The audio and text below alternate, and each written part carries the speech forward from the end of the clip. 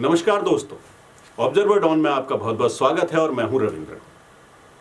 10 जनवरी को जब चुनावों की घोषणा हुई, 5 राज्यों में जो चुनावों की घोषणा हुई, जिसमें उत्तर प्रदेश, उत्तराखंड, पंजाब, मणिपुर और गोवा के चुनाव की जब घोषणा हुई, तो उसी के बाद सबसे बड़ी खबर ये निकल के आई कि बीजेपी से लगातार कुछ विधायक और एमएलए जो हैं वो वहाँ से इस्तीफा दे करके बीजेपी को छोड़ करके समाजवादी पार्टी में शामिल हो गए या दूसरे दलों की ओर वो भागने लगे। कहा यह भी जाने लगा कि भाई बीजेपी में भगदड़ मची हुई है और उसके बहुत सारे जो विधायक और जो एमएलए हैं वो बीजेपी को छोड़ करके सपा में या दूसरे पार्टियों में शामिल हो सकते हैं। खबरें ये भी आई कि 100 से ज़्यादा विधायक बीजेपी को छोड़ने वाले हैं। कुल मिलाकर के इस तरीके का माहौल बनाया गया कि बीजेपी में भगदड़ है। लेकिन क्या वाकई बीजेपी में ऐसी कोई बात थी, यानी बीजेपी में भगदड़ जैसी कोई बात थी? उसके बाद अखिलेश यादव ने ये बात कही कि अब चाहे गोरखपुर से भी अगर बीजेपी का कोई अगर जो नेता है अगर इस्तीफा दे करके समाजवादी पार्टी में शामिल होना चाहेगा तो हम उसे अपनी पार्टी में शामिल नहीं करेंगे। इस स्टेटमेंट के क्या मायने हैं? क्या अखिलेश यादव को भी ये बात समझ में आने लगी कि अब वो बहुत ज़्यादा लोगों को अपनी पार्टी में शामिल नहीं कर सकते? और जो लोग शामिल हो गए उनके लिए क्या ऑप्शन है समाजवादी पार्टी में, और वो समाजवादी पार्टी में क्यों आए? इसे जानना और समझना बहुत जरूरी है। देखिए, सबसे पहले स्वामी प्रसाद मौर्य ने बीजेपी को छोड़ा। स्वामी प्रसाद मौर्य 2012 में बीएसपी के बड़े नेता थे। कहा यह भी जाता है कि मायावती के बाद बीएसपी में जो सबसे बड़ा कद था वो स्वामी प्रसाद मौर्य का था। 2017 के आते आते वो बीजेपी में शामिल हो गए। बीजेपी में भी उन्हें एक अच्छी पोजीशन मिली, कैबिनेट मंत्री का उन्हें पदभार मिला। उनकी बेटी जो संघ प्रिय जो मौर्य है उसे भी कैबिनेट में जगह मिली, वो भी बीजेपी की एक बड़ी नेता हैं। इसके अलावा उत्कृष्ट साहब नाम के अनुरूप उत्कृष्ट अपना प्रदर्शन नहीं कर पाए पार्टी में और चुनाव वो 2 बार हार गए। उसके बाद लगातार स्वामी प्रसाद मौर्य इस कोशिश में है कि वो अपने बेटे का जो पॉलिटिकल जो कैरियर है उसे किसी तरीके से वो एक सही ढर्रे पर ले आए, सही एक लाइन पर ले आए, लेकिन ऐसा हो नहीं पा रहा। इस बार भी यही हुआ। स्वामी प्रसाद मौर्य ने अपने बेटे के लिए बीजेपी से टिकट मांगा, बीजेपी ने इनकार कर दिया। स्वामी प्रसाद मौर्य ने भी अपनी जो कंस्टिट्यूएंसी है वो उसे भी बदलने की बात कही, बीजेपी ने उसे भी स्वीकार नहीं किया। उसी के बाद आपने देखा कि जब स्वामी प्रसाद मौर्य ने इस्तीफा दिया बीजेपी से, उसके बाद 2 और कैबिनेट मंत्रियों ने इस्तीफा दे दिया। उसके अलावा 7 जो एमएलए हैं वो भी बीजेपी छोड़ करके समाजवादी पार्टी में शामिल हो। अब देखिए, इस पूरी बात को, इस पूरे मसले को समझने के लिए पहले ये समझना होगा कि एक के बाद एक जब ये इस्तीफे हुए तो उसकी वजह क्या थी, उसका कारण क्या था। शुरुआत स्वामी प्रसाद मौर्य से ही करते हैं। 2017 में उत्कृष्ट ने बीजेपी की टिकट पर ऊंचाहार विधानसभा सीट से चुनाव लड़ा था, लेकिन हार गए थे। उत्कृष्ट को सपा के पुराने नेता मनोज पांडे ने करीब 2000 वोटों से हराया था। इससे पहले 2012 विधानसभा चुनाव में भी मनोज पांडे उत्कृष्ट को हरा चुके थे। इसके बाद जब इनके लिए टिकट मांगने की बात हुई, स्वामी प्रसाद मौर्य ने कहा कि भाई इन्हें टिकट दे दीजिए बीजेपी से। बीजेपी ने मना कर दिया। इसकी बड़ी वजह यह थी कि बीजेपी ने चुनाव से पहले सर्वे करवाया। जितने भी उनके जो कैबिनेट मंत्री हैं या जो एमएलए हैं जो टिकट की जो मांग कर रहे हैं या जिन्हें टिकट मिला, उन सब की जो कंस्टिट्यूएंसी है उसमें उन्होंने सर्वे करवाया। जो बीजेपी को कवर करते हैं पत्रकार या जो बीजेपी को समझते हैं या बीजेपी के बारे में जिसे जानकारी है, वो अच्छी तरीके से ये इस बात को जानता है कि बीजेपी अपने कैंडिडेट्स का टाइम टू टाइम सर्वे करवाती है कि उसकी लोगों के बीच में पैंट कैसी है, उसका काम करने का तरीका लोगों को पसंद आ रहा है या नहीं आ रहा है, और साथ ही साथ इस बात की भी वो पुख्ता जानकारी इकट्ठा करती है चुनाव से पहले कि इनका जीत का जो परसेंटेज है वो कितना है। इस बार बीजेपी ने जब 3 बार, एक बार नहीं बल्कि 3 बार सर्वे करवाया और उसमें ये बात निकल के आई कि लगभग 150 लोगों के इस बार टिकट काटे जाएंगे। इस लिस्ट को बाद में आगे ठीक किया गया तो ये कहा गया कि भाई 100 लोगों के तो टिकट काटने ही पड़ेंगे और उसकी जगह एक नए चेहरे और एक अच्छे चेहरों को बीजेपी ने तलाशा भी और उन्हें टिकट भी, वो आगे आने वाले समय में पता चलेगा किस किस को टिकट जो नए चेहरे हैं उन्हें दिया जा रहा है। हम बात कर रहे थे स्वामी प्रसाद मौर्य की। तो ऊंचाहर सीट से मनोज पांडे को अगर सपा अगर फिर टिकट देती है तो जाहिर है कि स्वामी प्रसाद मौर्य के बेटे उत्कृष्ट के लिए सपा को नई जगह ढूंढनी होगी, वो भी बिना किसी को नाराज किए हुए। तो अब साहब अखिलेश यादव के सामने दो परेशानियां हैं। पहली ये कि स्वामी प्रसाद मौर्य को वो सपा में बीजेपी से तोड़ करके वो सपा में शामिल कर चुके हैं। अब वो अपने बेटे के लिए ऊंचाहर जो विधानसभा है उससे वो सीट मांगेंगे उत्कृष्ट के लिए। अब उस सीट पर पहले से ही एक मजबूत कैंडिडेट मौजूद है, या तो वो समाजवादी पार्टी को उसे नाराज करना पड़ेगा या उसके लिए कहीं और सीट की व्यवस्था करनी पड़ेगी। तो स्वामी प्रसाद मौर्य का कुल मिलाकर के अगर हम देखें तो उन्होंने एक तरीके से, अगर हम ये बात कहें कि उन्होंने मौके की नज़ाकत को समझा। पहले बीएसपी को छोड़ा, बीएसपी को भी इसीलिए छोड़ा कि उन्हें लग रहा था कि 2017 में जो बीजेपी है वो एक अच्छा नंबर गेन करेगी और सत्ता में वही आएगी, यानी कि उत्तर प्रदेश में सरकार वही बनाएगी, तो वो बीजेपी में शामिल हो गए। बीजेपी में उन्होंने 5 साल मलाई खाई, उससे पहले बीएसपी में खूब जम करके उन्होंने मलाई खाई। अब वो इस चक्कर में है कि समाजवादी पार्टी में शामिल हो करके 2022 में भी वो सत्ता की मलाई खाएं। अगर स्वामी प्रसाद मौर्य को, अगर वो ओबीसी की आवाज़ उठाते या ओबीसी लोगों की वो या दलितों के अगर वो नेता होते, तो वो जो पिछले 5 साल है उसमें ओबीसीज के लिए काम करते, मजदूरों के लिए काम करते। उनके पास बहुत अच्छे अच्छे डिपार्टमेंट थे, उनके पास ओबीसी मंत्रालय था, उनके पास इसके अलावा जो ईपीएफ है वो था, उनके पास पेंशन थी, उसके पास रोजगार मंत्रालय था। तो ऐसा उनके पास मंत्रालय ऐसा नहीं था जिसमें वो ओबीसी और गरीब और आदिवासी और पिछड़ों के लिए वो काम नहीं कर सकते थे। लेकिन उन्होंने सिर्फ पिछले 5 साल सिर्फ राजनीति की और आगे भी उनका यही ध्येय है कि किसी तरीके से वो अपने बेटे को उनकी सत्ता में एंट्री करवा दें, उन्हें एक उनका जो पॉलिटिकल कैरियर है वो स्टार्ट करवा दें और किसी तरीके से वो भी सत्ता में बने रहें। यहाँ ये भी हम बता दें कि जो स्वामी प्रसाद मौर्य अपने बेटे के लिए जौनपुर से भी सीट चाहते हैं, तो इस पर भी पार्टी मंथन कर रही है। अब हम बात करते हैं अगले नेता की, धर्म सिंह सैनी की बात करते हैं। धर्म सिंह सैनी ने 2017 में सहारनपुर के नकुड़ विधानसभा से बीजेपी की सीट पर करीब 94,000 मतों से बड़ी जीत दर्ज की थी।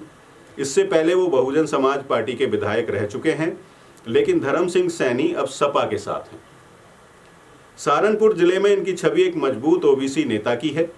सपा अब धर्म सिंह सैनी को लेकर भी असमंजस में है। इसकी वजह है सहारनपुर के बड़े नेता इमरान मसूद, जो पिछले दिनों कांग्रेस का दामन छोड़ पार्टी में शामिल हुए हैं।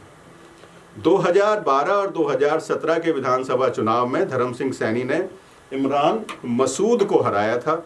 2017 में ये अंतर करीब 4,000 वोट का था। सपा के सामने दिक्कत ये है कि इस बार जो नकुड़ विधानसभा सीट पर दोनों में से किसे उम्मीदवार बनाया जाए, दावा दोनों का ही मजबूत है।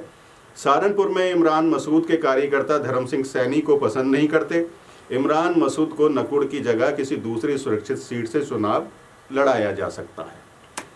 तो जो सहारनपुर सीट की अगर जो बात की जाए, जिसमें धर्म सिंह सैनी बीजेपी से अब सपा में शामिल हो गए, तो वहाँ भी इसी तरीके का सेंटीमेंट था कि वहाँ उन्हें लग रहा था कि बीजेपी में रह करके वो इस सहारनपुर सीट पर अब नहीं जीत दर्ज कर पाएंगे और भलाई इसी में है कि चुपचाप बीजेपी से निकल लिया जाए और एक ऐसी पार्टी में शामिल हो जाया जाए जिसमें जीत की संभावना ज़्यादा है।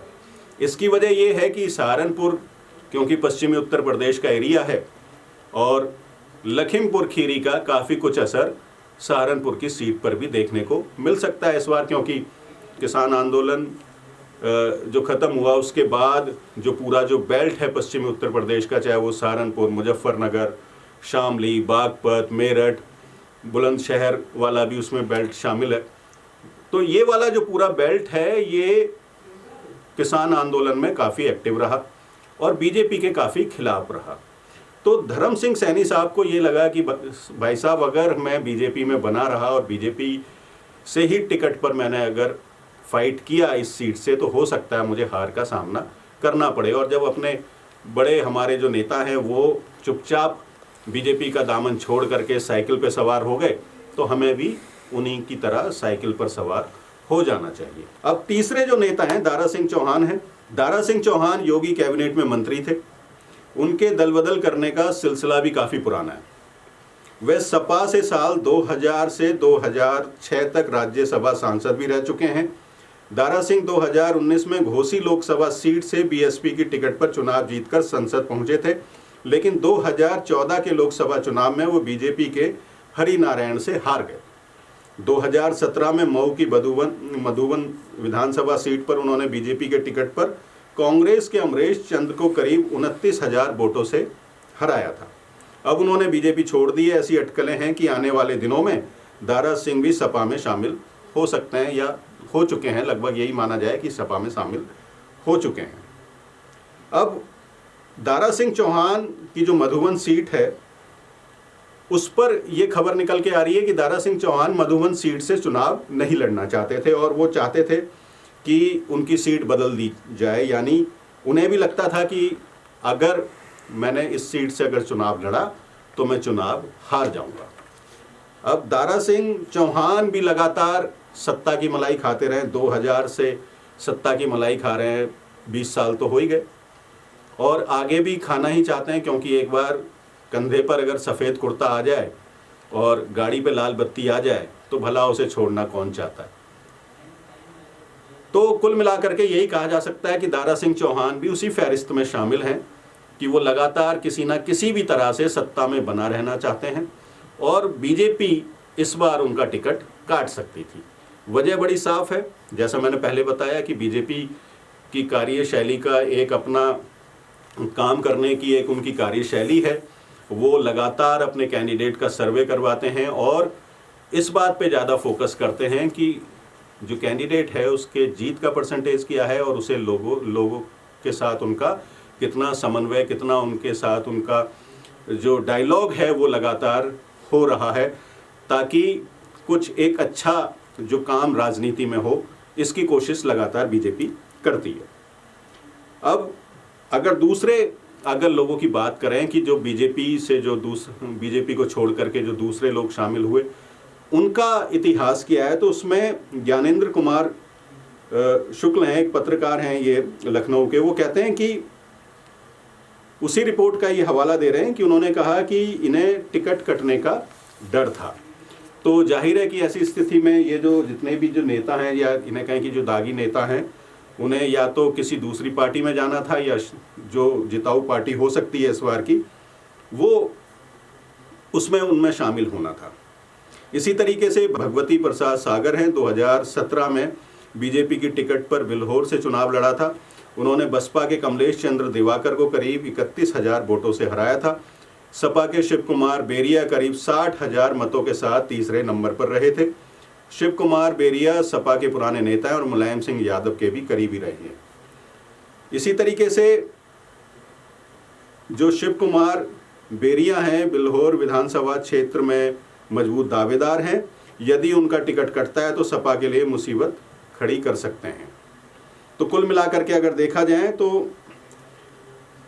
समाजवादी पार्टी के लिए भी अब थोड़ी सी जो राह है वो काफ़ी थोड़ी सी मुश्किल हो गई है। और एक बात और निकल के आई है कि जो अखिलेश यादव हैं, उन्होंने ये बात कही कि भाई अब हम और लोगों को शामिल नहीं करेंगे अपनी पार्टी में। और अगर गोरखपुर से भी अगर मेरे पास आएगा तो गोरखपुर से, क्योंकि गोरखपुर से योगी आदित्यनाथ अब सदर से चुनाव लड़ रहे हैं और उधर एक अग्रवाल साहब हैं, वो लगातार 2000 से वहाँ चुनाव लगातार वो जीतते रहे हैं। बीजेपी के ही उम्मीदवार हैं वो और बीजेपी के टिकट पर ही उन्होंने लगातार वहाँ चुनाव जीता है। पेशे से डॉक्टर हैं वो, तो वो लगातार जीतते आए हैं। और अगर योगी आदित्यनाथ अगर वहाँ से अगर चुनाव लड़ते हैं तो उनका टिकट बेशक कट गया है। अखिलेश यादव का इशारा इन्हीं अग्रवाल साहब की तरफ था। वो ये कह रहे थे कि अगर अब वहाँ से भी अगर कोई मेरी पार्टी में शामिल होगा तो उसके लिए अब दरवाजे बंद हैं, क्योंकि उनके पास ऑप्शन नहीं है। इसका सीधा सा मतलब ये है कि अब सपा में ऑप्शन नहीं है कि वो कहाँ कहाँ किस किस को टिकट देंगे। खैर, ये तो रही ये बात कि जो समाजवादी पार्टी है अब उसने लोगों की एंट्री को बंद कर दिया है। जो दूसरी पार्टियों से जो नेता आएंगे उनकी एंट्री को लगभग उन्होंने बंद कर दिया। हम बात कर रहे थे कि जो भगदड़ की बात है बीजेपी में, वो बिल्कुल एक तरह से गलत है। वो गलत इसलिए है क्योंकि बीजेपी में भगदड़ नहीं है, बल्कि बीजेपी ने इस भगदड़ की पटकथा पहले ही लिख दी थी। बीजेपी चाहती थी कि कुछ नेता उसकी पार्टी को छोड़ दें और वो या तो जहां से आए थे वहां चले जाएं या दूसरे दलों में शामिल हो जाएं, क्योंकि जब ये नेताओं का टिकट कटेगा तो पार्टी के अंदर एक रोष उत्पन्न होगा जिसे बीजेपी बिल्कुल नहीं चाहती थी और उसका खमियाजा पार्टी को भुगतना पड़ता। अब बिल्कुल बीजेपी ने जैसी स्क्रिप्ट लिखी थी ठीक वैसा ही हुआ। 3 कैबिनेट मंत्री, उनके साथ साथ जो विधायक थे वो पार्टी छोड़ करके दूसरी पार्टी में चले गए। और इस बात का अंदाजा दूसरी ओर समाजवादी पार्टी के जो नेता हैं, बड़े नेता हैं, अखिलेश यादव हैं, उन्हें भी समझ में आ ही गया। अगर उन्हें समझ में नहीं आता तो वो बिल्कुल नहीं कहते कि अब समाजवादी पार्टी में अगर कोई गोरखपुर से भी आएगा तो उसके लिए अब समाजवादी पार्टी में जगह नहीं है। इसकी बड़ी वजह यही है कि अखिलेश यादव को ये कहना पड़ा, यानी उन्हें एक विराम लगाना पड़ा कि भाई अब एंट्री क्लोज हो गई है और अब जो हमारे जो कैंडिडेट हैं हम उन्हीं के साथ, हमने जिनके साथ चाहे वो गठबंधन किया है, चाहे वो राजभर के साथ किया है, चाहे आरएलडी के साथ किया है, हम उन्हीं कैंडिडेट्स को टिकट देंगे और उन्हीं को चुनाव लड़ाएंगे। इस पूरी भगदड़ के बीच में एक बात का जिक्र करना बहुत ज़रूरी है और वो है बहुजन समाज पार्टी का जिक्र करना। बहुजन समाज पार्टी है उसने इस बार किसी तरीके की बहुत बड़ी ना रैलियां की, ना बहुत ज़्यादा पैसे खर्च किए।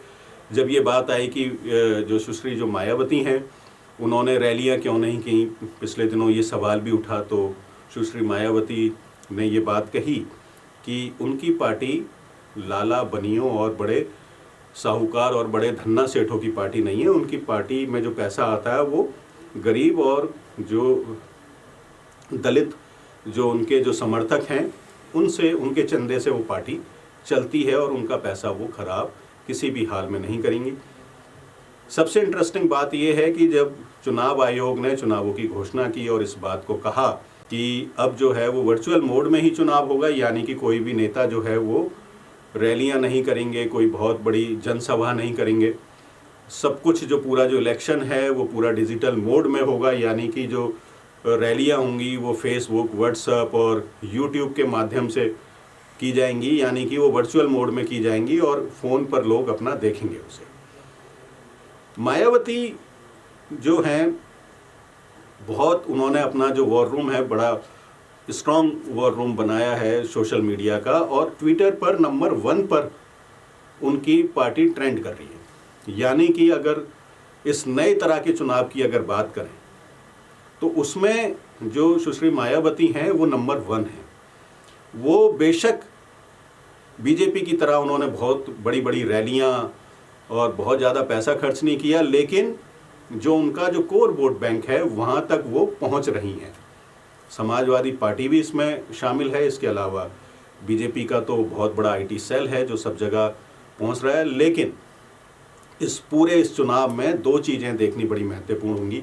पहली बात तो ये होगी कि ये नए तरीके का चुनाव है और इसमें जो हार जीत के आंकड़े हैं वो बहुत काफ़ी ट्रांसपेरेंट होने वाले हैं, क्योंकि सब कुछ जो पूरा जो चुनावी जो प्रचार है, जो नेता अपना जो प्रचार और प्रसार करेंगे वो पूरा डिजिटली मोड में करेंगे। तो लोगों के साथ जो इंटरेक्शन है वो एक नए मीडियम का रहेगा। उसमें नए मीडियम के प्रचार प्रसार से होगा ये कि बेशक ये दिखाई तो देगा कि ये वन साइडेड कनेक्टिविटी है, लेकिन जो कनेक्टिविटी है वो दोनों तरफ से रहेगी। एक अच्छी वोटिंग तो होने की संभावना है ही है और होनी भी चाहिए, क्योंकि लोकतंत्र का पर्व है और उसमें ज़्यादा से ज़्यादा वोटिंग होनी चाहिए। खैर, इस वीडियो में हम यही विराम देते हैं और दूसरे मुद्दों पर हम लगातार आपके सामने आते रहेंगे। आपने अपना कीमती समय दिया ऑब्जर्वर डॉन को, और लगातार आप ऑब्जर्वर डॉन को अपना कीमती समय देते रहें, इसके लिए आपका बहुत बहुत शुक्रिया। फ़िलहाल इस वीडियो में दीजिए इजाज़त। नमस्कार, धन्यवाद।